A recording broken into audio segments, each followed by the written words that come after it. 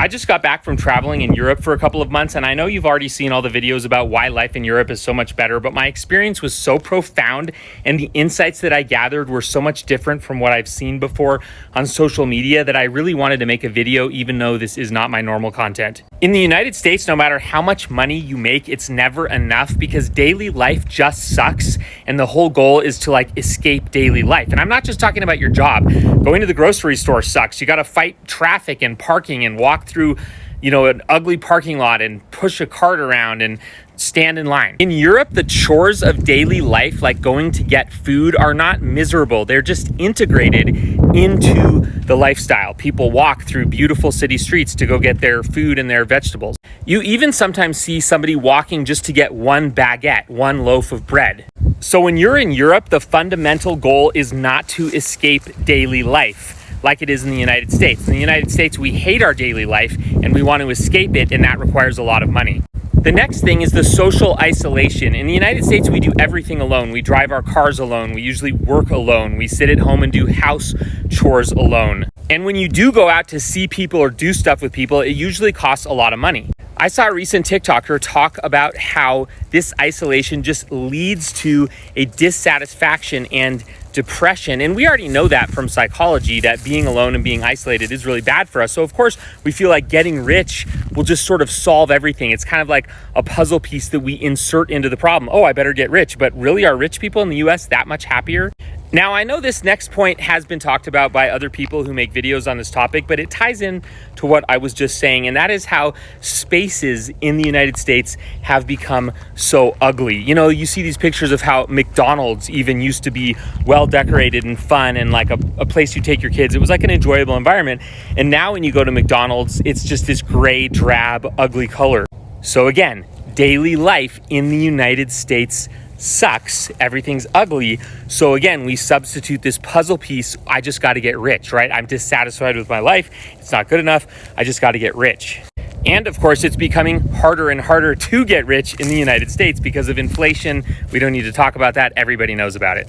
Which brings me to my next point. You don't need to be rich in Europe. And it's not just because things cost less. It's a lot more fundamental than that. It's not just that the cost of items like coffee and groceries are less. It's that people build into their lives the enjoyment of the simple things without needing to go totally out of your way and spending a ton of money. Here's an example. In the United States, because everything is so spread out and we've moved to the suburbs, if you are going to go get coffee with a friend, it's usually a huge pain in the butt. You got to drive, you got to get a meeting time, you got to check traffic.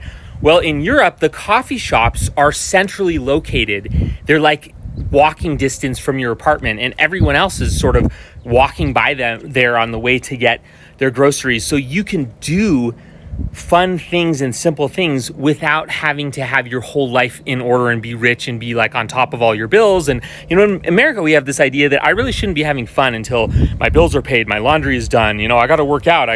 Speaking of working out, the weight just melts off in Europe. That's a whole nother topic, but we don't really go and do a lot of fun things as Americans until everything else is done. And I don't think that's just because we're OCD type A personalities. I think it's the struggle of American life, like the way that everything is spread out.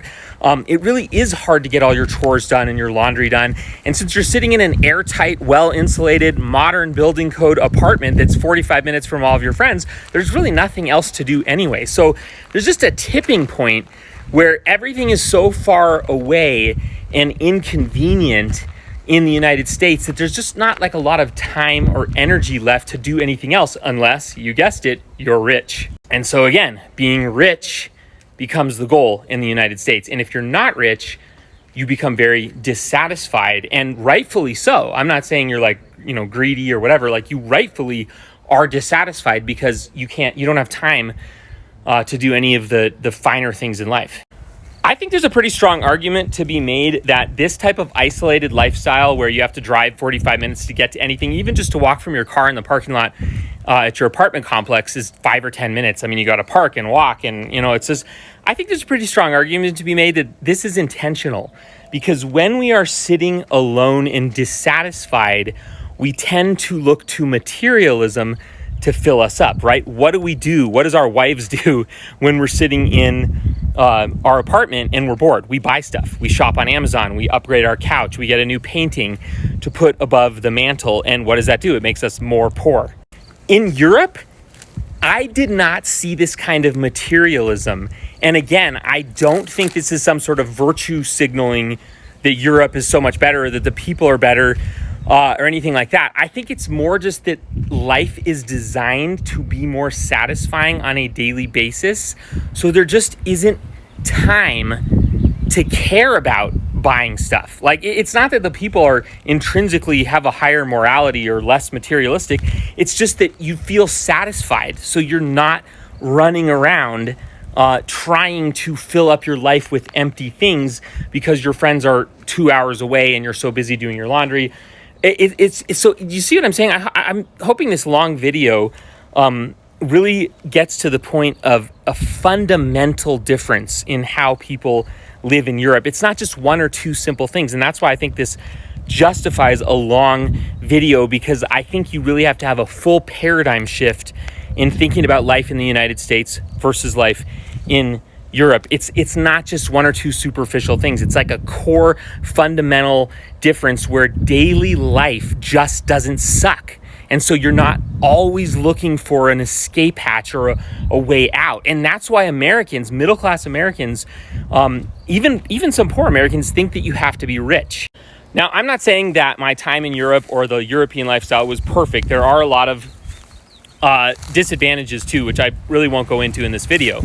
So I think whether to live in the US or Europe does come down to more of a personal decision. You know, what do you value more? Do you value the conveniences and the access and the technology and the retail experiences in the States, because that is a legitimate thing to value?